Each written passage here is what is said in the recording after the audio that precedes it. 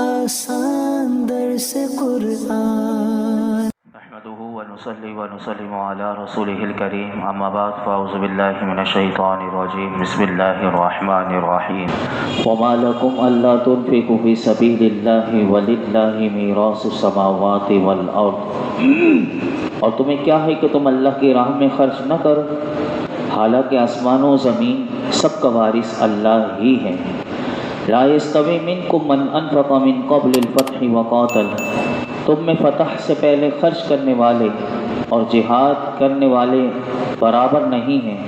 وہ بعد میں خرچ کرنے والوں اور لڑنے والوں سے مرتبے میں بڑے ہیں۔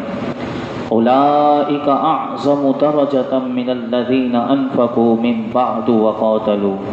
وَقُلًّا وَعَدَ اللَّهُ الْحُسْنَى وَاللَّهُ بِمَا تَعْمَلُونَ خَبِيرٌ، اور ان سب سے اللہ نے سب سے اچھی چیز کا وعدہ فرما لیا ہے اور اللہ تمہارے کاموں سے خبردار ہے۔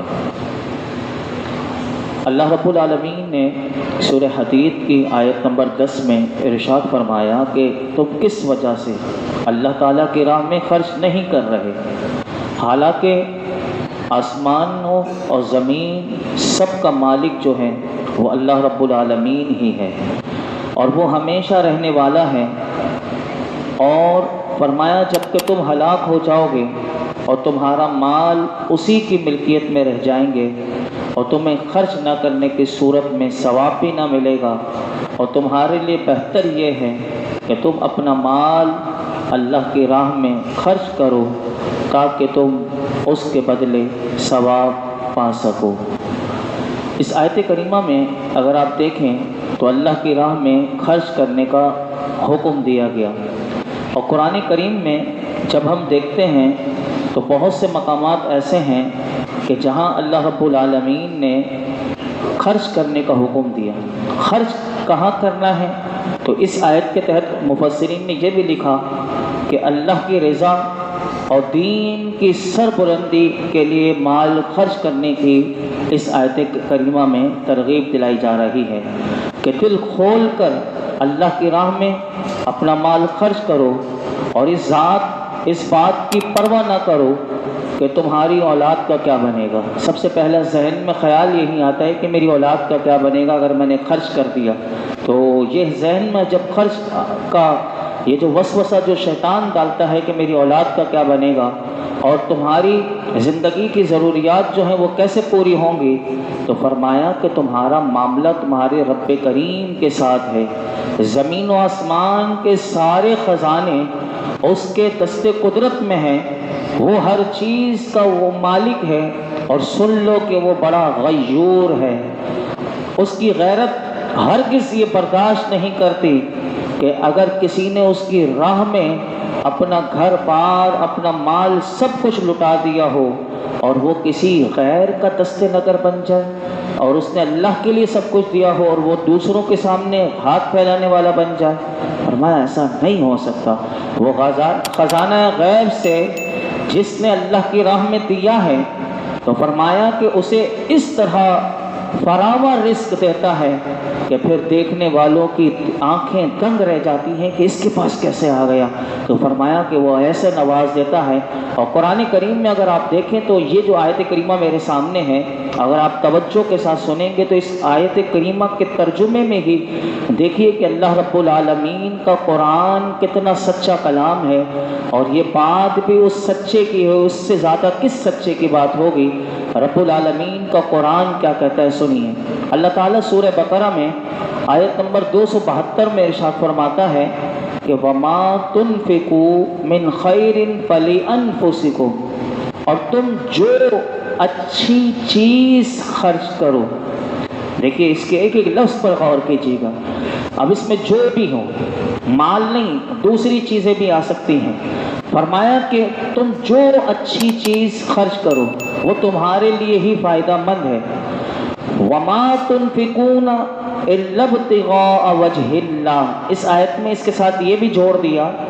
کہ سمجھ لو کہ خرچ کرنے سے پہلے تمہاری نیت کا جو ڈائریکشن ہے، قبلہ ہے، وہ کیسا ہونا چاہیے۔ تو فرمایا تم اللہ کی خوشنودی چاہنے کے لیے ہی خرچ کرو، یعنی واہ واہ نہ ہو، ریاکاری نہ ہو، شہرت نہ ہو، کہ سامنے احسان جتانا نہ ہو، سامنے سے رسپانس مجھے اچھا ملے، یہ نہ ہو، بلکہ فرمایا کہ تم جو خرچ کرو اس میں اللہ کی خوشنودی چاہنے کے لیے ہی خرچ کرو۔ اور پھر دیکھیے کیا فرمایا، جب یہ دو باتیں بتا دی پھر اسی آیت کریمہ میں کہا وَمَا تُنْفِقُوا مِنْ خَيْرٍ يُوَفَّ إِلَيْكُمْ وَأَنْتُمْ لَا تُظْلَمُونَ،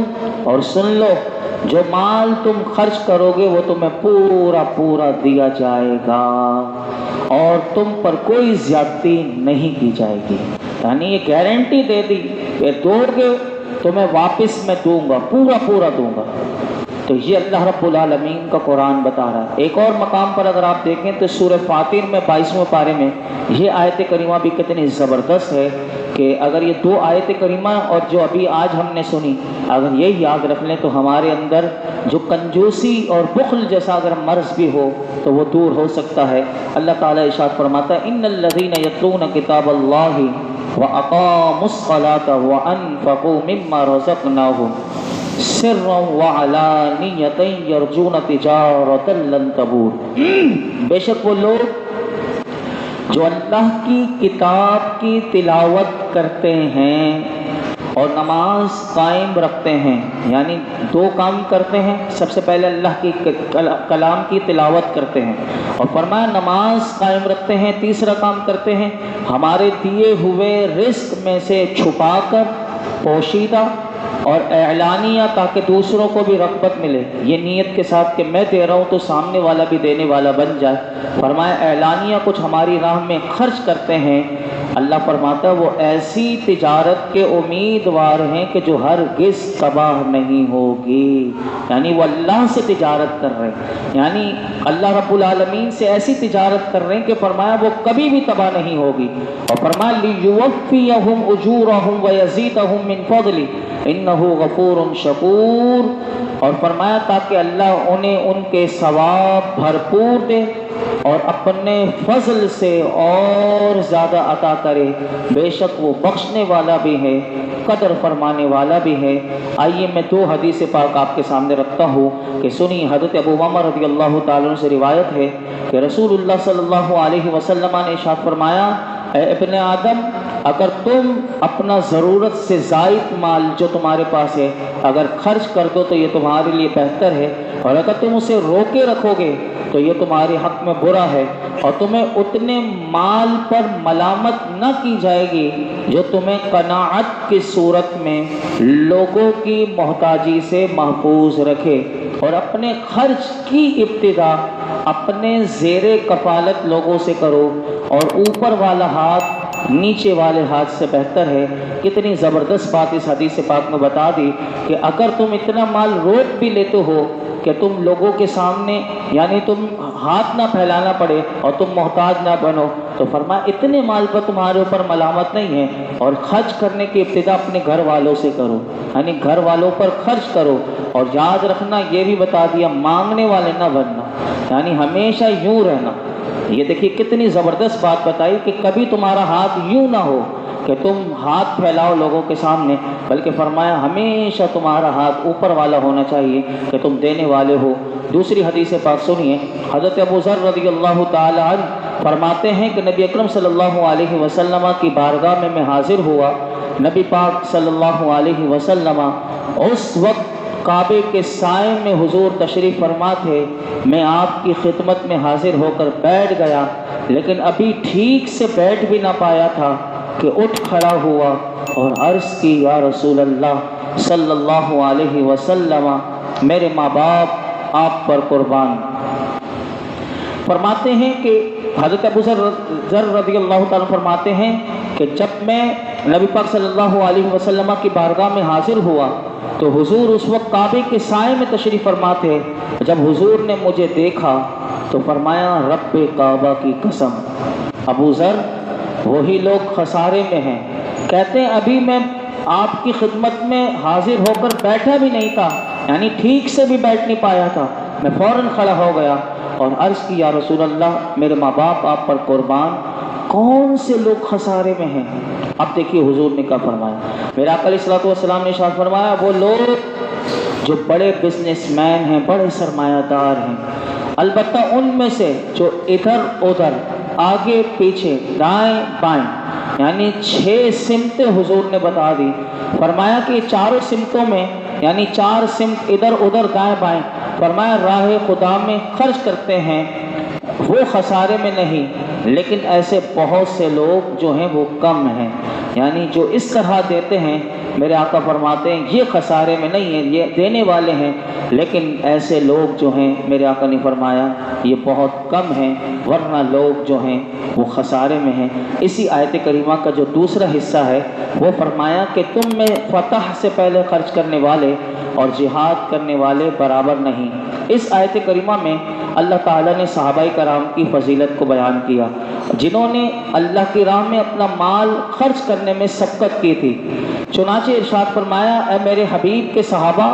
مکے کی فتح سے پہلے جبکہ مسلمان کمزور بھی تھے اور کم بھی تھے، اس وقت جنہوں نے خرچ کیا میری راہ میں اور جہاد کیا، فرمایا کہ وہ فضیلت میں دوسروں کے برابر نہیں. وہ فتح مکہ کے بعد خرچ کرنے والوں اور لڑنے والوں سے درجے کے اعتبار سے جنہوں نے پہلے سبقت کی وہ بڑے ہیں. اور فرمایا فتح سے پہلے خرچ کرنے والوں سے بھی اور فتح کے بعد خرچ کرنے والوں سے بھی اللہ تعالیٰ نے، لیکن یہ بات بیان کرنے کے بعد فرمایا چاہے فتح کے بعد خرچ کرنے والے ہوں یا فتح سے پہلے خرچ کرنے والے ہوں یا جہاد کرنے والے ہوں پہلے یا بعد میں، فرمایا سن لو کہ اللہ نے ان تمام صحابہ سے اچھی چیز کا یعنی جنت کا وعدہ فرما لیا ہے. البتہ جنت میں ان کے درجات میں فرق ہے کہ فتح مکہ سے پہلے خرچ کرنے والوں کا درجہ بعد میں خرچ کرنے والوں سے اعلیٰ ہے. اور سن لو کہ اللہ تمہارے کاموں سے خبردار ہیں. اس آیت کریمہ میں مفسرین فرماتے ہیں کہ اعظم درجتم، جو اللہ تعالیٰ نے فرمایا اولئک اعظم درجہ، یہاں سے یہ معلوم ہوا کہ مہاجرین اور انصار صحابہ کرام جو تھے ان کی عظمت اور ان کا مقام جو ہے وہ دیگر صحابہ کرام سے بہت بلند ہے. انہی حضرات میں سے حضرت ابو بکر صدیق بھی ہیں، حضرت عمر فاروق اعظم بھی ہیں، حضرت عثمان غنی بھی ہیں اور حضرت علی المرتضیٰ رضی اللہ تعالیٰ عنہ بھی شامل ہیں. اور آپ دیکھ لیں کہ یہ آیت کریمہ ان کی عظمت کی گواہی دے رہی ہے. اس آیت کریمہ میں ان لوگوں کے لیے پیغام ہے کہ جو ان چاروں ہستی میں سے کسی نہ کسی کو زبان تان یعنی ان کے اوپر بھونکتے ہوئے وہ نظر آتے ہیں معاشرے میں، تو دیکھیے کہ انہیں برے الفاظ سے کبھی شیخین کی بارگاہ میں کرتے ہیں تو کبھی حضرت عثمان غنی حضرت علی کے بارے میں. تو ایسے گستاخوں سے ہمیں بچنا چاہیے. یاد رکھیے کہ میرے آقا علیہ الصلوۃ والسلام نے ان صحابہ کرام کی عظمت کو بیان کرنے کے لیے ایک حدیث پاک میں بخاری شریف میں حدیث پاک موجود ہے کہ دیکھیے ان کا مقام اور ان کا مرتبہ کتنا بلند ہے. حضرت ابو سعید خدری رضی اللہ تعالیٰ عنہ روایت کرتے ہیں کہ رسول اللہ صلی اللہ علیہ وسلم نے ارشاد فرمایا میرے صحابہ کو برا بھلا نہ کہو، کیونکہ ان کی شان یہ ہے کہ تم میں سے کوئی احد پہاڑ کے برابر سونا خیرات کر دے تو وہ صحابہ میں سے کسی ایک صحابی نے کہ کسی ایک مد بلکہ اس کے بھی نصف خیرات کرنے تک وہ نہیں پہنچ سکتا. یعنی ایک صحابی نے اگر ایک مد یعنی مٹھی بھی اگر اللہ کی راہ میں دیا ہے، چاہے وہ جو دیا ہو گندم دیا ہو کچھ بھی دیا ہو، اور ایک وہ شخص ہے کہ جو غیر صحابی ہے اگر وہ احد پہاڑ کے برابر بھی سونا اللہ کی راہ میں دے دے تو ان کے برابر نہیں ہو سکتا. آخر میں حضرت ابو بکر صدیق رضی اللہ تعالیٰ کی شان میں ایک واقعہ بیان کر کے اپنی گفتگو یہیں روکتا ہوں. کل انشاءاللہ ہم آگے سماعت کریں گے.